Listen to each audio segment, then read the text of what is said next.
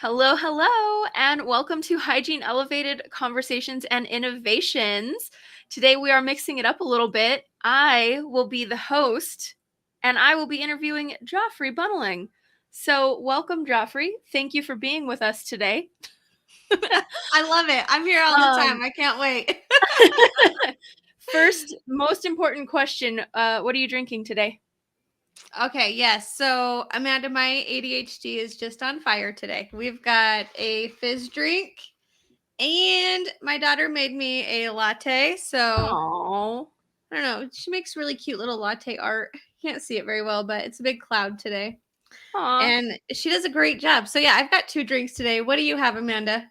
Well, I've got some refreshing orange water, and then I've got a nice cup of tea over Oh, here. perfect. We both have 2 drinks for this episode. You need Fantastic. something fresh, but then something caffeinated. I'm So, going for just straight caffeine.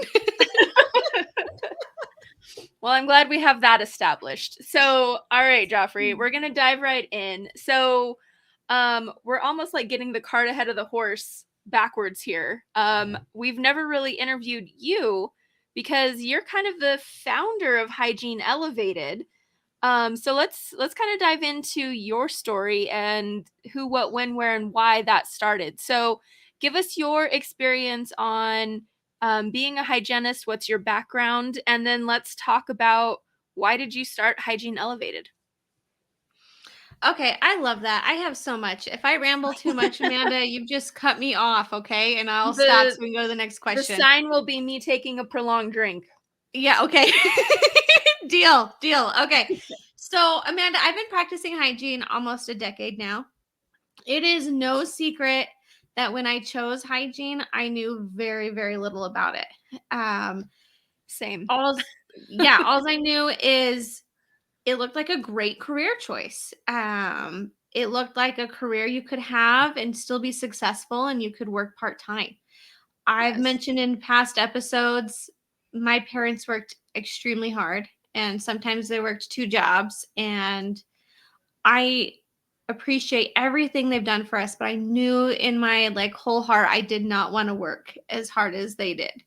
And that's what attracted me to the hygiene profession. Who knew that in hygiene school I was going to be just like this empty cup, just pouring in with all this passion from these incredible instructors around me. And by the time I left the program and had my license in my hand, like it felt like this is exactly where I'm supposed to be. I just felt so excited to go and help the community. I felt excited to go be with patients. I just felt excited to be a healthcare provider. Like I was just filled with so much excitement. And, I had my own journey as a hygienist, learning how to actually be a hygienist in the clinical setting. But after a while, I got really good at it and it was all starting to make sense. And Yeah, those pieces finally come together. What yeah, you they learned in did. clinic versus private practice takes the Mhm. time. It took time, but I got there. And when I started my hygiene journey in a corporate setting, and when I left that, I was like, I don't really think I could ever work corporate again. So I took the private practice route.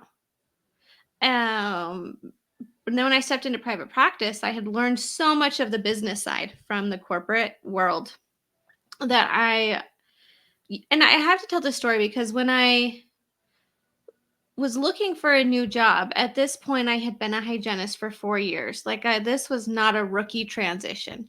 This was a very well thought out transition from one office to the next. I had not only like read the job ads online, I went to see if they had a website. I was reading all the Google reviews. I would Google Mhm. map it from my house to see if that's a place I wanted to even drive to.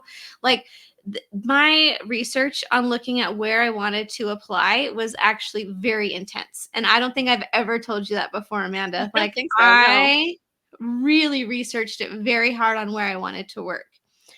And so when I found this office and they had so many good reviews, and then they didn't have a website.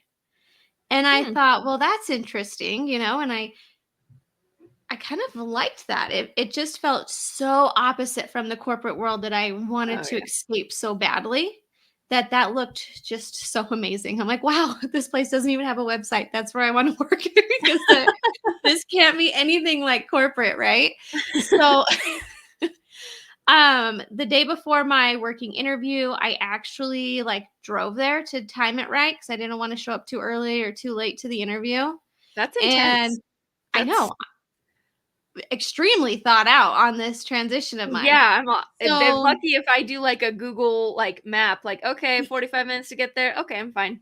yeah, no, The I end. had anxiety, like, if I don't find it in time, I'm gonna be in trouble, like, I had to know exactly where I was going, so I did, like, a practice drive there, and the building was brand new. I'm like, "Wow, this place is so beautiful," and then the next day, the interview comes up, and I pull up into the parking lot, and the doctor, who I didn't know was the doctor at the time. I didn't know what he looked like, right? Because there's no website. So I don't know who this doctor is. He's like in the parking lot pulling weeds. And then he opens the door for me. And I'm like, is he like the gardener?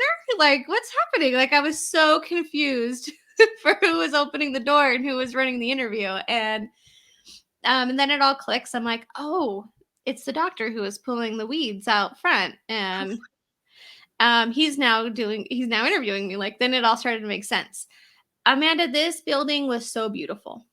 It is It beautiful. I've been to that office. I know, and the gorgeous windows and the Yeah. operatories, the equipment, all top of the Yeah. line, brand new. Like, It's what I you say it all want. the time, it felt like an office like a celebrity would go to. Like, it just felt so beautiful, and I'm like, I really, really want to work here. Like, I'm like, I love this. It's so beautiful, and um, Clean and fresh. then it was like this huge reality check when I actually started seeing patients and I started recognizing the undiagnosed perio in the clinic, and I started noticing some of the clinic's weak spots that needed to be improved. And so I had just been very well conditioned from this corporate office that it just went against every bone in my body to not make this practice better. I mean, it really, as an hourly hygienist, I had no gain on if this practice improved its hygiene department or not. Mhm. But it was just in my soul now. I'm like, no, I can't work like this. Like, if my name's going on it, it has to be perfect. It's No not a way bad are place to we be. not. What, say that again? I said that's not a bad place to be. Like, if your name is It's going not. on it, You're it right. should Yeah, be that's how perfect. I felt. Like, if my name is going on these clinical notes, we're going to be recommending the proper care for these patients. And so after having like a meeting with the doctor saying, I really love this place, but we really need to do some improvements around here for me to be happy. And at that point, the doctor had seen some of the changes I was already making. And he had just said, you know what, Joffrey, I trust you. Take my hygiene department and do whatever you need to with it. And that's what we did. And it was such a huge transformation. I mean, we went from producing $30,000 a month to $60,000 a month in That's hygiene production. intense. Yeah, that would definitely get any small business owner's attention and give Right. you a lot of, um, I don't wanna say clout, but it would give you a lot of leeway of, "Hey, this is the direction I wanna go in." You're operating in, not the red, but in the black. Heck yeah, go for it, make Yes. it better. And I kind of, had this like persona, this aura with me that is like leadership. Like I Mhm. it wasn't like maybe we could be better. It was like we need to be better. Let me show you how we can be better. Like, I really had no doubt in myself that we couldn't do this. And it was a long process. Like, it took getting the other hygienists in the practice on board. It took letting some hygienists go, bringing new ones on. I was able to do like the interviewing, the onboarding, all the training. Like, we matched, we would sit down and discuss things like, this is how I like to diagnose perio. Like, how do you like to diagnose perio? Let's make sure we're doing it the same. So it doesn't matter what Yeah. provider they see. We were very well collaborative as Calibrated. a team. Yeah. Yeah. And at one point it just reached like I created an A team. And that was like a goal I didn't even know we could achieve. Like I didn't know we were going to turn this practice into just like a piece of art. Like it was just flawless. It was flowing so well. And like yeah, that was the goal, but it just left me feeling kind of like sad that my goal was met. And then I'm like, well, now what? Right? Like I can't go back to like not working for a goal. Like I can't go back to just coming in and then I Yeah. need more. Like I loved how much. So was that kind of your transition point of you're like, you know what? I've done this in my own practice. My doctor's super happy. Let's see what I can do for other practices. Was that the birth That of is Hygiene that Elevated? is that's exactly how Hygiene Elevated was born. It was that my team didn't need my coaching anymore. And I was hooked, Amanda. I was hooked on giving out coaching. And so I thought to myself, I need to go out and help hygienists in my community. And it's ironic that my birthday is coming up very soon because it was on my, I want to say 30th. It could have been 31st, though, one of the two birthdays. My husband and I, we went out for like a couples massage.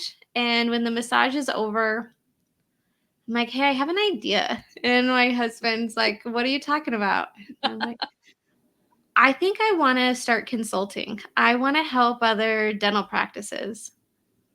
And it felt like a good idea to me, but I needed to ask my significant other, Right. what he felt about it. And he was so incredibly supportive. He Aw. was just like, if that's what you want to do, you should do it. And so then, we're sitting after this massage and we're like, well, what should it be called? What do we call a hygiene consulting company? Yeah. And we're bouncing ideas off each other. And for anyone who's listening that doesn't know, I'm from Utah, little Utah over here. And the Utah slogan is Life Elevated. Life elevated because we're a high elevation. Yes. So I took that and thought, what if we call it Hygiene Elevated?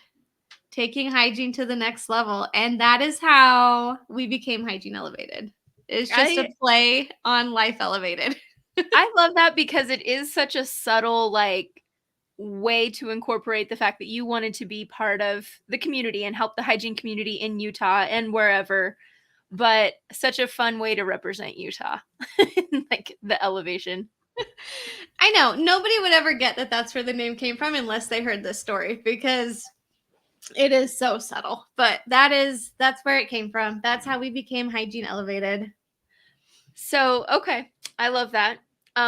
When you started, so after you have your massages and you're sitting around talking with your husband, you come up with a name because that's always the fun part. Like, okay, what do we call it? Mm-hmm. How did you get started? What were those challenges in getting started, getting clientele? Yeah, that was quite a difficult challenge getting clients. um I mean, I look back at some of the stuff I did and I'm like, wow, I can't believe I got a client by doing that. And I mean, the first round of attempts to acquire clients was I printed up a flyer and literally just walked right into a couple practices in my neighborhood. Oh, nice. And one of the doctors called me and was like, "Hi, I'm looking for Joffrey at Hygiene Elevated. We had your flyer and I want to learn more about it."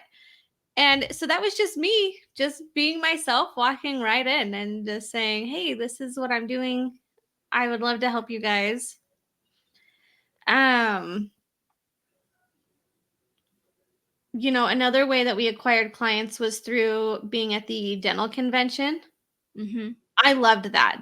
That's been a great opportunity to meet doctors who are my targeted audience for consulting. Right. And we can dive into that in a bit here too. But there's also, though, the hard part about convention where some doctors just really look at the floor and just walk right past you because they know what booths they want to visit. So it's really hard to be like, hey, come check out my booth. Yes. That definitely seems to be the challenge, because you and I have done the UDA convention a few Mhm. times, well, a couple times now. And yeah, it's easy to get hygienists out there, but doctors are not lewd, or not lewd, but they're not lured by Minky Couture or Stanley Cups. So I it's know. it's a little more tricky to get them into your booth to get that information and have conversations. It is in the business plan with Hygiene Elevated. It's about wanting the practice owner to be the investors in the service. We want that to be our customer. Right. I am just a really big advocate for hygienists, and I just felt like this coaching, the practice owners have more to gain than the actual providers themselves on a financial standpoint. And so I just felt like that was who needed to be paying for the service was the owners of the practice. I want to support and help the hygienist, but I don't want to charge the hygienist. Does Right. that make sense, Amanda? Yeah, it makes sense. I think a few of the topics that I've seen going around on blogs and forums and whatnot, within the hygiene community is, especially when you're fresh out of school, like having to pay for CEs, like money's tight when you're fresh out of school.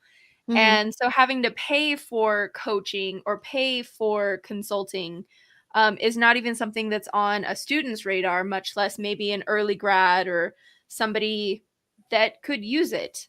So I think a lot of hygienists have really shied away from being interested in paying for a coach, basically, because it's not something that they perceive that value in, even though that value is there. So I think your perspective of, as a consultant, like, hey, if I can get the practice owner to pay for this, it's free. Would you not want free coaching? Heck yeah, Mhm. why wouldn't you? So it's kind of surprising. I mean, I don't want to say it makes sense. It's kind of sad that it makes sense that, there wouldn't be more reception, I guess, for hygienists that would want free consulting, basically, if their boss provided it. Oh yeah. I've experienced like a lot of negative backlash from hygienists being, just being at convention. I've told you before, it surprises me how brutally honest and rude they could be face to face with an absolute stranger. Like it blows my mind a little bit. I would never talk to somebody the way some hygienists have spoken to me just in passing. Mhm. But it's not me that they're talking to, it's more of like an idea, right? So I really had to like not take it personal. Right. Their negative comments are more so, I would say, a reflection of their own insecurities, their own, because they don't know me. So it's very like I can't really take that personal when they say harsh things. But I have done like some incredible things for hygienists. So, but it's hard to just prove yourself in a few quick seconds. Yeah. I mean, and especially when you're at convention, everybody's wanting something from you. Typically it's information, or if you're a hygienist or assistant, it's a way to get to the doctor. So sometimes you can be a little bit standoffish.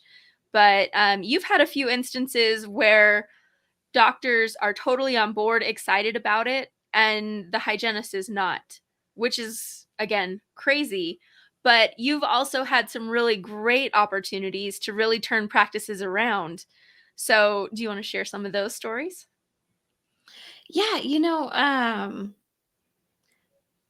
well, first, yeah, I had an office that was the doctor was so excited to bring me in and have me help the practice, and the hygienist was so turned off by the idea that when I drove hours to get to this practice, she would just like go home and would like refuse to meet with me, refuse to really give me the time of day. And unfortunately, um, she kind of won that battle because it's so hard to hire a hygienist right now in some specific areas. And Mhm. this was one of those areas that's very hard to fill a position. So her refusing to move forward with the consulting really halted the whole process for us. And that was the first time I really experienced that. That was the first time I wasn't able to see it to the end. And um, it's still baffling that that really took place, that we had to go with her say, because if she threatened to leave, the doctor couldn't replace her. And so coaching was just completely paused. But then there have been some like really amazing things that we've done with our coaching. Mhm. We've gone to some offices where the hygienists were very receptive and saw huge amounts of progress in their hygiene department. I mean, just on the thoroughness of exam sequences, incorporating the blood pressures, incorporating taking probe depths at every visit, uh, co-diagnosing periodontal disease with the practice, recommending products, incorporating laser. These guys saw a huge increase in their hygiene production just by tweaking what they're already doing. That was kind of, how I would explain it. You guys are already awesome. You're amazing. Your doctor would not be making this investment if he didn't feel that way. He or she or the practice owner, right? That's very true. That's very true. Um, you're You're not going to extremely make an investment valued. in somebody. They're not going to make an investment in somebody that they don't believe in, or they don't think that they want to keep around for a long Yeah. period of time. And I mean, going in quarterly and running the reports and seeing how this team is progressing, and I do what I do all of my coaching on an incremental base. So we're going to have so many categories that the doctor and I and the team agree need to be improved on. And we're going to start at 1. And we are not going to move to number 2 until we have 1 locked down. So, and that's something that I felt was going to separate Hygiene Elevated from other consulting firms. Like, I'm literally not walking away until we have reached our target goal here. Um, That's I'm going to keep coming back. We're not going to learn the next layer to this until we're done with the first one. And then if we need to have a review, go back there, like we're going to be accountable for each step along the way, and we're going to keep it. It's not going anywhere. This is now part of the process. Um so yeah, it feels great. And gosh, Amanda, I have to tell you, one of the like coolest moments about being a consultant is my first year of consulting. Mother's Day came, and all of my clients at that moment sent me a happy Mother's Day text. oh, And I like couldn't believe it. I felt like starstruck. I'm like telling my husband, "Oh my gosh, Dr. So and so just said happy Mother's Day to me." And I'm like, and this doctor said happy Mother's Day. And that was just like the moment I knew like I was doing the right things. And it just truly validated like what I was going for. oh, definitely. That I mean, somebody taking their time to send either a happy birthday text or happy Mother's Day text, that shows a relationship, like that they care. Because a happy birthday, Merry Christmas, that's a holiday, but knowing that you're a mom, knowing that you value being a mom, I think Mhm. that's definitely a little bit next level. So yeah, I think that definitely speaks highly of the relationship you formed while you were in that practice, specifically doing your consulting. Aw. So, okay, so you've had definitely some lows, you've had some really great highs. You've Mhm. made a lot of impact. So let's talk about the evolution of Hygiene Elevated. We did some consulting, and now what is next for Hygiene Elevated? So I so much and stuff I probably don't even know of yet, to be honest. The core of Hygiene Elevated is elevating the hygiene profession. And as time goes on, our ideas just keep getting better. Like, how else can we elevate our fellow hygienists? So, yes, Hygiene Elevated started out as a consulting firm, solely a consulting firm. And today we are a consulting company. We are a podcast. We have an apparel line coming up, and we um, have a student outreach program. And I mean, we've talked about study clubs happening in the future. I don't even know where this is going to end. Like, Right. I'm just here for it. And I love every new adventure that comes. I love those phases of starting something fresh, watching it like flourish, and then like what's next? What else can we do? I mean, it all started because this practice got really great, and I'm like, what else can I do? So I don't see Hygiene Elevated stopping. I don't either. Just in the 2 years that I've known you. Wait, 3 years? I think What are it's we 3 going now. on? Oh my gosh. Yeah, I don't see that stopping either. So I know about this time last year, maybe into February, we did a little retreat, just you and I. You rented an Airbnb and we just kind of did a brainstorming session. And that's where you kind of sprung the idea, what if we do a podcast? And I know in the back of my mind, I kind of rolled my eyes and I was like, a podcast? Isn't there enough of those already? And so it's when we started it, I was skeptical, but I was like, I'm on board for whatever. It's an adventure. Let's do it. What's the worst that could happen? And it has honestly been one of the most fun and rewarding ventures that we've done, I think. Just the people that we've met, the opportunities that we've had, just conversation wise and relationship wise, is nothing that I ever would have expected from a podcast. Um, so I know you would probably say the exact same thing, like the opportunities and the doors that have opened, and just the relationships that you've developed in the last almost year of Hygiene Elevated conversations and innovations, have been phenomenal. They Absolutely have. phenomenal. You know, you hear this saying, like, you don't know what you don't know until you realize you don't know it, right?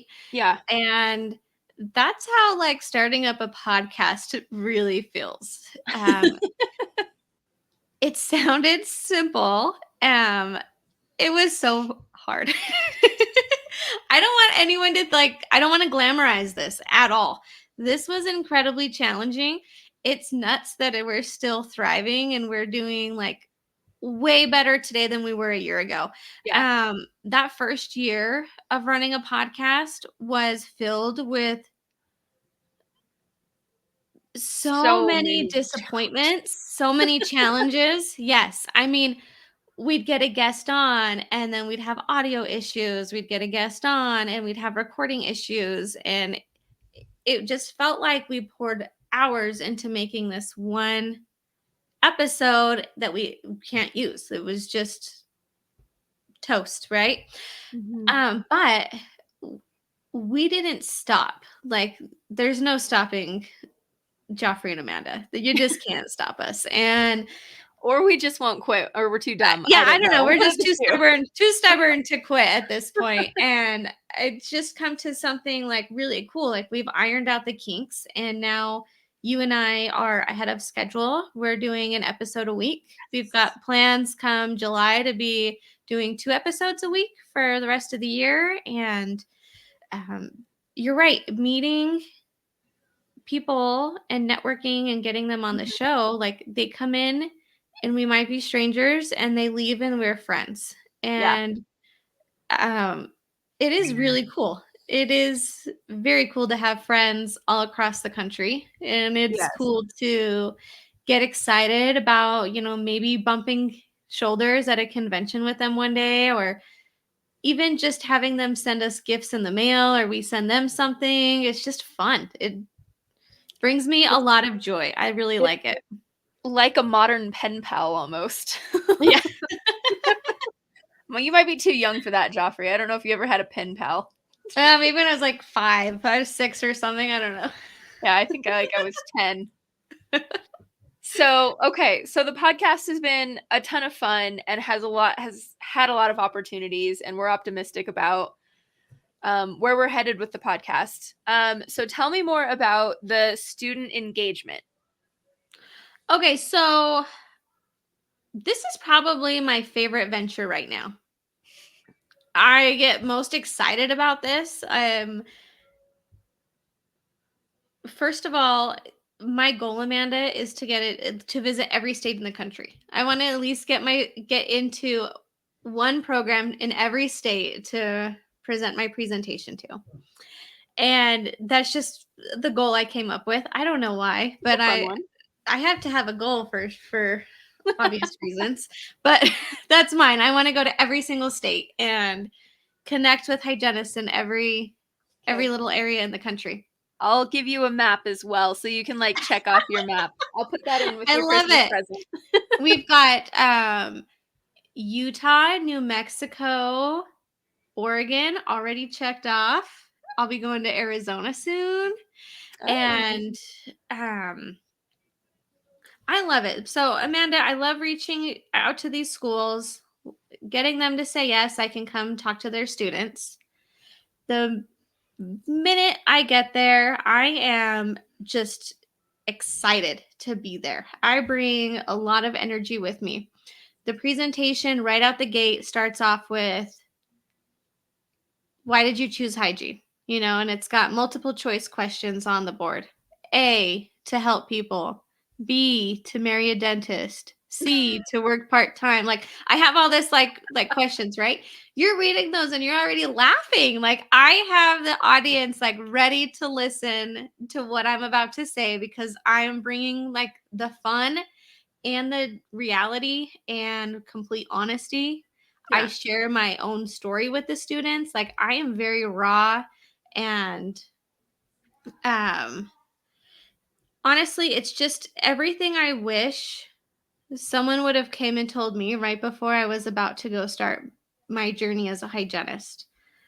I just look back and I'm like, wow, I wish I had known this. And this, so my goal is to help all these students be more successful in their hygiene careers than I have been. I want them to outdo me. I mean, I'm doing great, but I want them to be even better. And so I leave every presentation offering free mentorship to the students. You know, follow us on Instagram, follow up, you know, contact me however you want. Call me, just not at 3 a.m. and let's talk. I'll talk hygiene with anybody. So that's my favorite is I have no real gain other than the traveling and the meeting people. I mean, the Cross- gain is Checking just a new state off of your list. exactly. Just knowing I inspired or helped or offered to help somebody feels really great. So I love doing that. I love that. Well, and you also, not just a presentation, but you go and you have gifts. You are like the gift giver when you go.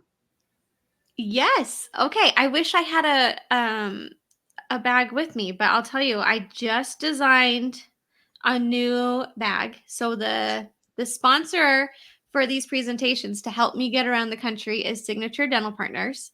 And so I created this really cute logo on the bag and it says like take care of yourself in a really fun font. And around it it'll say like Signature Dental Partners collab with Hygiene Elevated, just like the little X in between it. Mhm.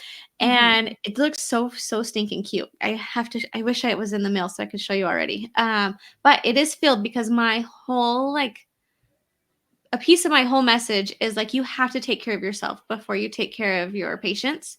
So it's a reminder like you are the most important person is yourself. And so this gift is filled with opportunities to take care of yourself. A bath bomb, a candle, lotion, face mask, lip mask, eye mask, cute little pen, notebook, stickers. Like it's filled with so many little goodies. And it's just really my like reminder to these students, you have to take care of yourself in order to provide the best care for your patients.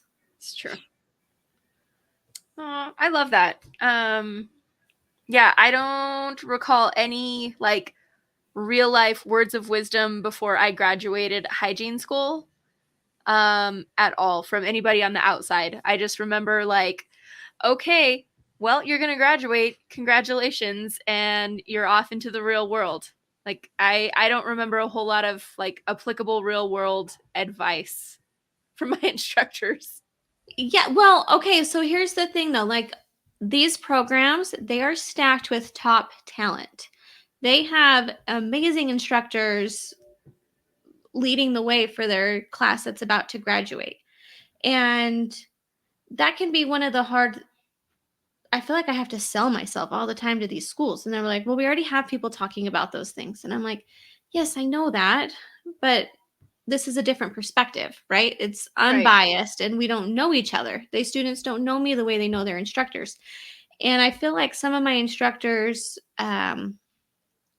tried to give us advice many times. I look back, I remember pieces of it, but I already had a biased feeling about that person and was like, it's just so and so telling Yeah. me. What does she know? She's always just telling us stuff, like so I didn't just it just didn't sit the same as I think it would have if it had came from like a third party, just some Yeah. dedicated hygienist coming in and being like, here's a bunch of stuff you're about to see in the real world. No, I think that's valuable because, yeah, you're not giving out grades. You know, you have 2.5 years of, your instructors giving you grades, teaching you things. Maybe you have a great relationship with them, maybe not. But I do think that third party, I would have probably listened more to you than to my instructors because none of my instructors had really, and I'm not bashing on my instructors per se, but like none of my instructors had really worked private practice very much. They were all in the hygiene program doing research and not out in the real world doing small practice daily clinical hygiene. They were occasionally doing hygiene in our student clinic, but never private practice. Right. And when I was a student, it was kind of laid out for me. You have two options. You can work private practice or you can work corporate. Mm-hmm. I felt like those were my only two options. I mean, I told you that at the beginning of the story. My story was I started private and I ended up not liking it. So I felt like my only other option was to go private. Later on, when I was ready to move on again, is when I found a DSO and I realized and was able to learn the difference between DSO, private, and corporate and how they are all similar and all different in so many different ways. My best way to explain it to the students is I feel like a DSO took all the best components of both of those and then gave you a DSO. And I really love the perks and the way that the providers are treated in this DSO. The one that I work for anyway, right? I mean, I don't have experience at 100 DSOs. I only know Signature Dental Partners. And it has just been completely eye-opening to see how you could be paid like a dentist on commission or collections, right? Mm-hmm. And treated like a provider, respected, heard. I just sent an email to my boss like, hey, I really would like a cordless handpiece. And I mean, I'll purchase it myself because my wrist is hurting. But do you have a better price than what I could get? And they were like, oh, no need. If you need one, we'll buy you one.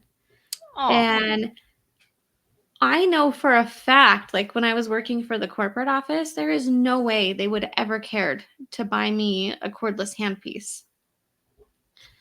I mean, they put my my name on the door. It was like the most incredible moment to walk in and see my name on the door. I'm like, Aw. like just shocked at like the level of respect that they have shown towards me is just like, well, now I can't go anywhere. No one else will treat me to this like tier, like it's unmatchable. Like they're stuck with me forever now because I really love the way that I'm treated there. I mean, your name is on the door, so Yeah. You can't leave that. yeah. And they support Hygiene Elevated. They love what Hygiene Elevated is about. They um and that's another level to the relationship I have with them Yeah. is how much they support Hygiene Elevated and how I'm able to flourish in both realms right now, doing both with my time. So yeah, balancing. So what does that look like for you? Because you still do private practice and then you do all the other things that we do, but you do the student Mhm. presentations, podcasts, edit our podcasts, all the things. So how has that worked out for you and your schedule?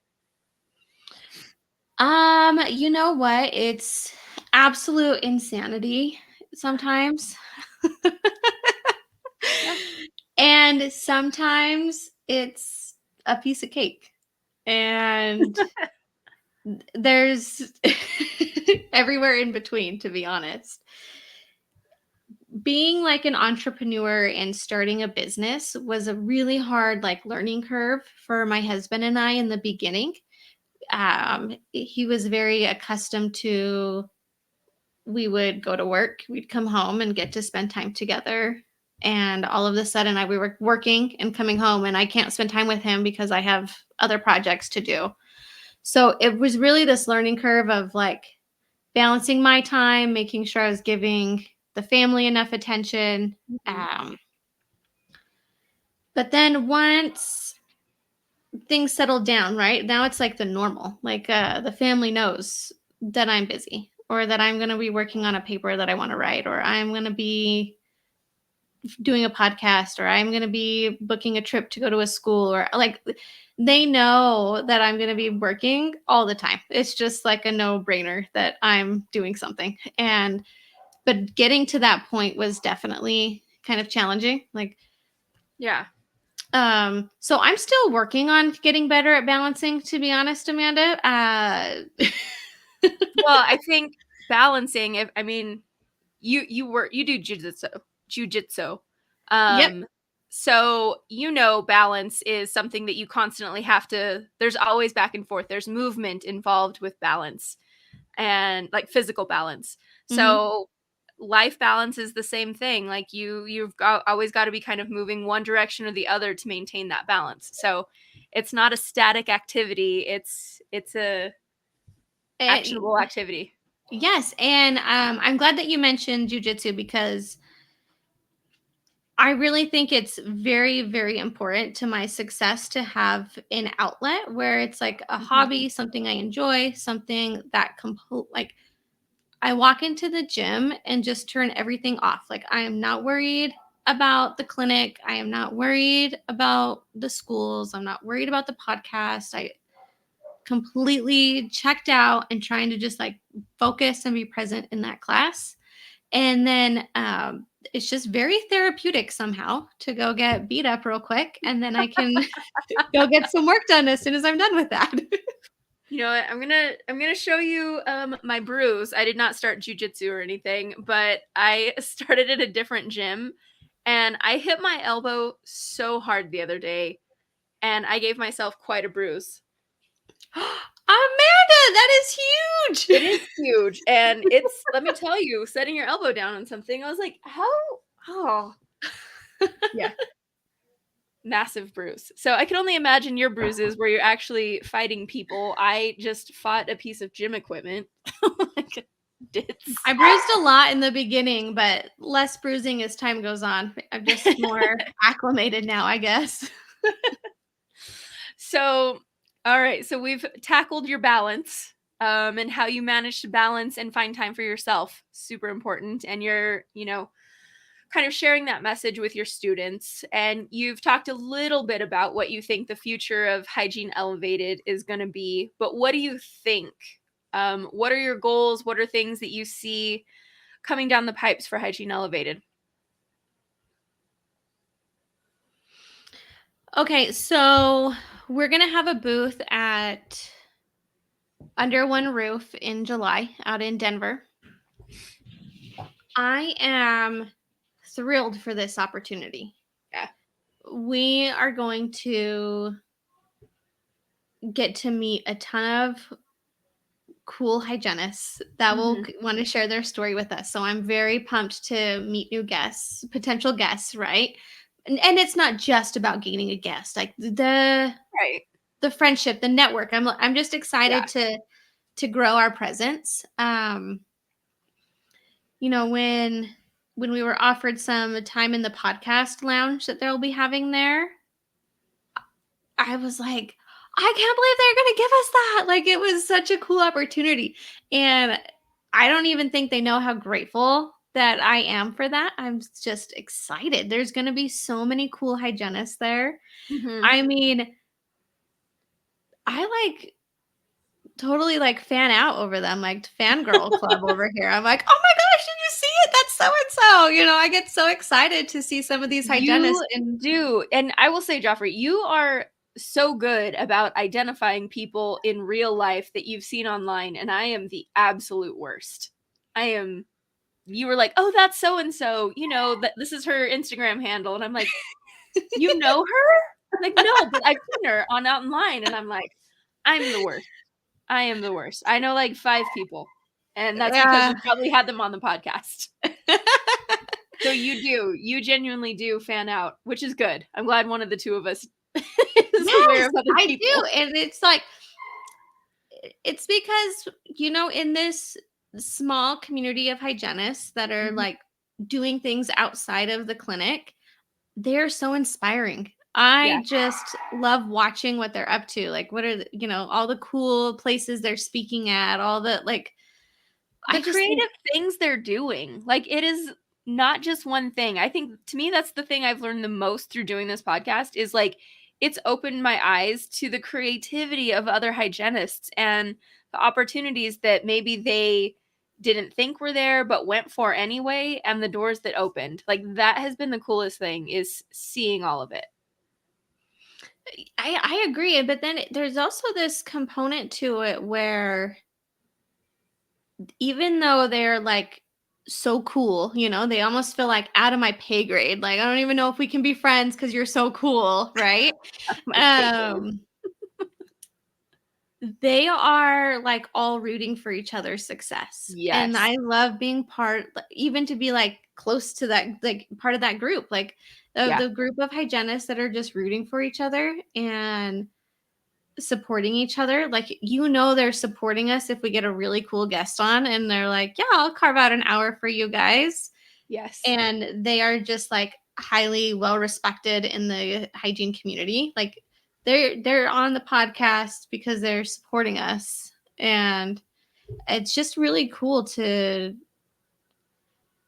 just be a part of that networking, that community. And so I'm rambling now, but that's what I want, Amanda, is just for our hygiene community to grow. I want to meet a lot more hygienists while we're out in Denver, and I am thrilled about the apparel line too. I am so excited. I'm wearing one of those shirts right now, actually. That's our favorite shirt. I got this one on. And so this will be at the convention, and we have one other design that we haven't shown anyone yet. And I'm just excited to launch that. Like, I never saw myself designing t-shirts, and I love it. I mean, if I'm going to design it, it'll be something I'll wear, obviously, because it's just a Sunday and here I am in the t-shirt we made. So I'm really excited to see how well it does, or to see just how it does in general. I mean, nothing's really easy the first time you try it. No. And So maybe it flops, maybe I come home with a box of t-shirts. I don't know. But either way, I'm just excited to see what could happen, and learn from it and try again later. And not only are we taking that shirt to Denver, but we're going to be at the Wasatch Study Club as well with that t-shirt. Yes, just next month, February 23rd. Oh, less than a month, which is crazy. I'm so So excited for that too. I'm excited for that one too, because we've never been. So that's here in Utah. For those who don't know the term Wasatch, that's the mountain range that we're in. And it is going to be down in like the Provo Orem area, so just south of Salt Mhm. Lake City. So neither you or I have been there. I don't want to say it's Nope. like a super secret exclusive club, but it sounds like it is kind of. I hadn't heard of it actually, but I hear there's more attendees that go there than they are for the UDHA that we did just a few months ago. In just with So hygienists or yes, just just total? hygienists. Oh, So I think it's going to be a really fun turnout. I'm excited. I love yeah. just doing something new. And that's probably part of my journey is where I was kind of like reserved, a little afraid to try something new. But I've done it so many times now. I'm all, let's go. Whatever happens, happens. Let's go. Let's have fun. True. Let's. You can't hurt our feelings anymore. It's fine. Yeah, no, and yeah, so I'm just excited. I'm excited to see Hygiene Elevated grow this year. This year, we are already expected to outperform last year by miles. So I'm just ready for it. I'm excited to be part of the adventure. Thank you for bringing me along with it.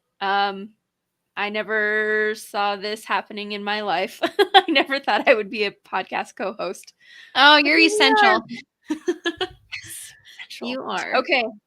Well, Joffrey, as you well know, we end our podcast with 2 signature questions. So, question number 1, what piece of advice do you wish you could go back and give yourself as a new grad?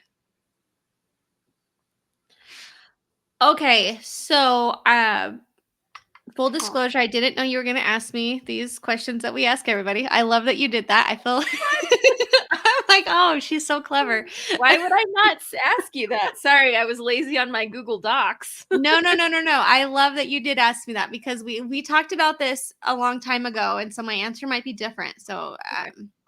I feel like my answer would probably change too, depending on who you yeah, ask. yeah. So, you know what?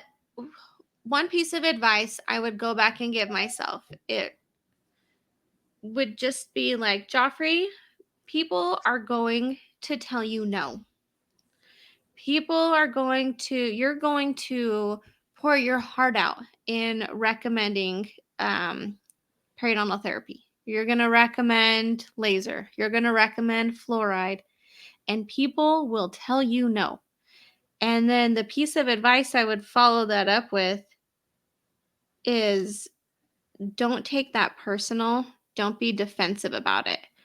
Um, Reflect on it and think about what you could have done differently to have that person say yes. Because oftentimes, like in the beginning, I got trapped in this mindset that I had, and I'm sure many hygienists can relate to this, where you're thinking, well, I offered them that service and they said no. It's on them now, right? Like I did my job, they said no, they don't want it. And I just would want for myself to go back in that moment and reflect on it and think, what could I have done differently to get that patient to say yes to me? Mm-hmm. Um, Rather than being defensive about it. I offered it to them and they didn't want it, but why? Why didn't they want it? What could I have done differently to get a yes from my patient? And not because I need yeses to fill me up with joy. It's because I want to help this person. And if they accept the treatment I'm offering, I know that they're accepting help and health in a better place for themselves, right? So that's what it would be. It would be like, don't be defensive about it and try to learn from all the no's. Yeah. No, that's I think a lot of people can really relate to that, not even just in hygiene, but especially in hygiene, how to deal with those no's and how to work around getting more yeses and what controlling the things that you can control. Mm-hmm. So, okay. So that was what piece of advice do you wish you could give yourself? What do you wish you would have learned in hygiene school that took you years to learn as a hygienist?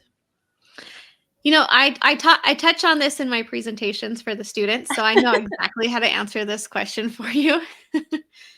And that is, dentistry is cells. And that's not an ugly thing. It's not a bad word. It's just what it is. I tell the students, in my presentation, how many of you plan on recommending your patients floss? And all their hands go up, right? And I'm like, well, congratulations. Welcome to cells. Because if your patient is going to comply with that, they're going to have to go buy floss. And now you've sold them the idea that they need floss, right? Mhm. Or how many of you guys plan on scheduling your patients back for their 3-month, their 4-month, or their 6-month appointment? And everyone's hands will go up again, right? And I'm like, well, congratulations. You just sold them an appointment slot. Like, cells are all around us. Cells are everywhere. And Mhm. I wish I had more wealth of knowledge about that, so I didn't feel like that shame of like I'm selling someone and then it made me feel bad about myself. I just wish I had understood that dentistry was cells Yeah. before graduation so that my career could have flourished faster, right? Because it took me a while to figure that out. And so that's part of the piece I want the students to learn from is um I want you guys to have that knowledge that I wish that I wanted that so badly. Now looking back, I really wanted someone to tell me you're entering cells. Yeah. No, I agree with that. I think my program, again, I'm not bashing, but it felt like it had way more of a public health focus and emphasis that even I think if somebody would have come in and like done your type of a presentation, I don't think they would have let you through the front door because it was like, no, no, no, no, no. We don't talk about sales. You don't like money was never discussed. And I think that's something that like that's reality. Everybody's affected by money. Everybody's going to make an economic decision treatment wise. You need to get comfortable having conversations with people and being able to be a good provider and learn how to have those conversations with people. Right. And also if one is outcome I see with some of the hygienists that I have coached in the past is even after years of experience, they are still not comfortable with the idea of sales. Yeah. And we sit down and we talk about it several times before they're even comfortable with trying what I want them to connect with their patients on. And it's just so simple, and I often tell people, if I want you to think of this from a different perspective. And if my husband, somebody I care about so much, needed periodontal therapy and you didn't recommend it to us because you thought we couldn't afford it, I am going to be really offended. One, that you didn't even tell us we had periodontal disease. Two, you didn't even tell us we could get treatment for it. Three, you judged me that I don't have finances to do it. So I just, I'm a huge advocate for educate your patients and let them make their own choices. Yeah. It's not like I'm throwing treatment and service down anyone's throat. That's not what the sales component is. The sales Right. component is just that there's a price tag attached to it, and we have to overcome that. No, I don't disagree, and I feel like that's a whole other podcast conversation that we could dive into big Oh, time. for sure. Well, Joffrey, it was delightful having you on the podcast today and I getting to know, it hear. feels so strange being like the guest on here. At least with all Um, the practice, I'm not camera or microphone shy anymore. This was a good time to interview me, Amanda. like, I don't even know how many episodes we've done. We really should get a count on that, I guess. But I feel like we're at least like 15 or 20 in, aren't we? You know what? Yeah, probably 25 Oh, ish. really? We have a couple we haven't released yet, Right. and our February schedule is so booked up. We have a ton of awesome guests. Look at me, I'm a Mhm. natural. Here I am plugging in our next guest that we have coming up. Um, let's see. Off the top of my head, I know we've got. I Oh, know we have Olivia Talks Hygiene because we yep. had to book out like 2 months. So I'm excited to see Olivia again. Oh yeah, she's a doll. And then Mhm. Missy RDH, who is now an educator. I'm Oh, very yeah. excited to get her on. Let's see. I know there's a Saturday coming up where we have two guests booked. We have Shelly, Uh-huh. our local hero, Shelly. Who just got the Denobi Award. Yes. Yes. Oh, Well, see, this is what I'm nominated, talking right? about.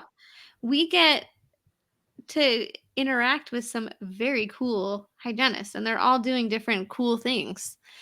Um, so yeah, there's just a lot of fun, exciting topics coming our way. I'm looking forward to it. Yeah. No, it's been fun. Well, Joffrey, I'll let you get back to your Sunday and enjoy the rest of your time. Okay, and Amanda, thank you for having me. I really hope that you and your husband can make it over next Sunday for brunch with us. I will We would talk to love to him. have you. All right, see you later.